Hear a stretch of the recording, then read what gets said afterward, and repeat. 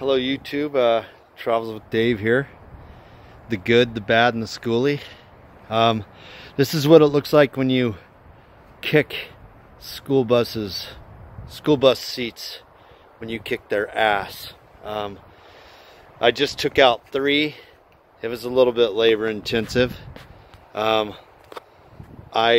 had to use an angle grinder because I'm only one person today and I don't have anybody to crawl under there and hold the other the bolt down so I can unscrew it from up here, or vice versa. But anyway, I suppose typically with skoolies, the seat removal is kind of the first thing to do, and you make a lot of discoveries along the way.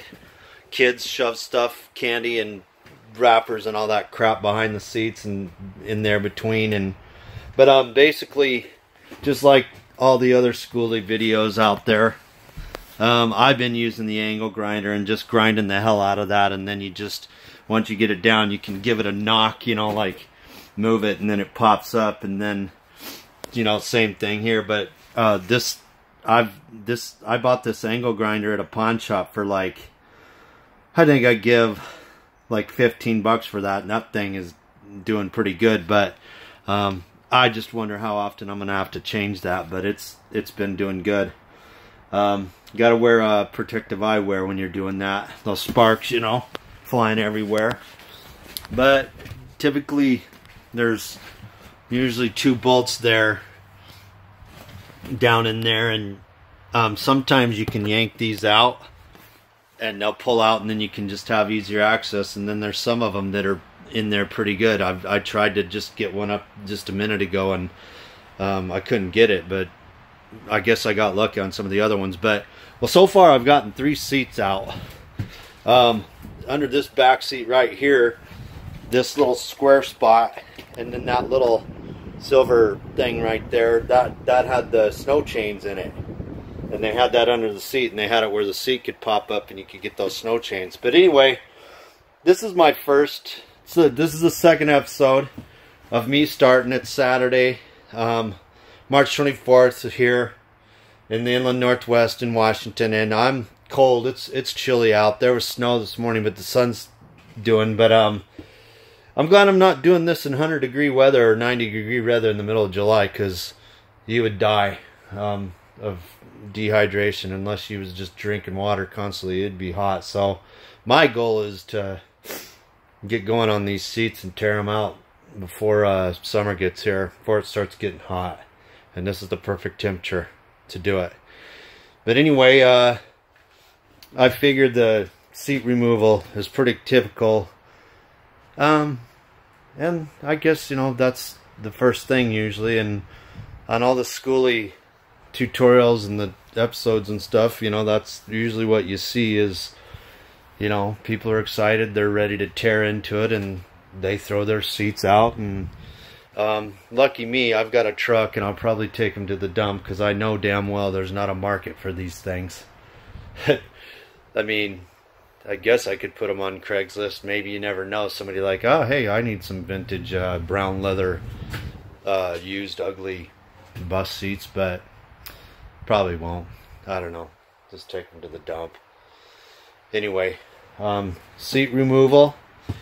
I don't know how else to say it. Like I said, I'm only, whoop, that was my air conditioner unit stuff. Oh, that's alright. Anyway, like I said, I'm only one person today. I don't have anybody helping me, so the grinder's the only way to go. And I figure logic tells me that when I pull up this and I grind these down, and they're level with the thing, with the sheet, the metal, and it's down to the bare metal, and then when I'm getting it even, and then when I'm doing all the de-rusting and putting a coat of protective paint and enamel on there or whatever, I think that if you just do the angle grinder, you won't have a hole there.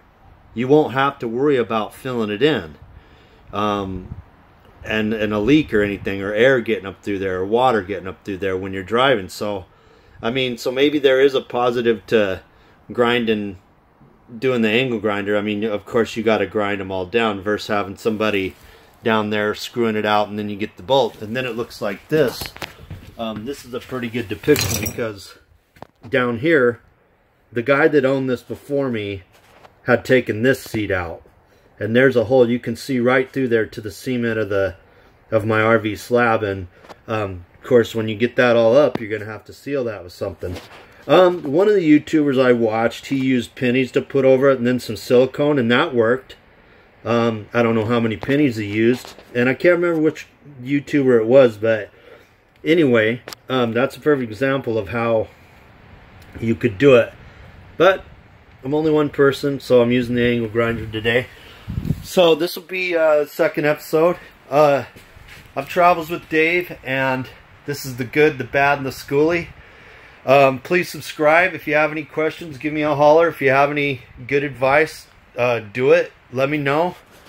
And I would love to hear from you. And anyway, my hands are freezing, and I think I'm about ready to go get something to eat here. Man, it's chilly out here.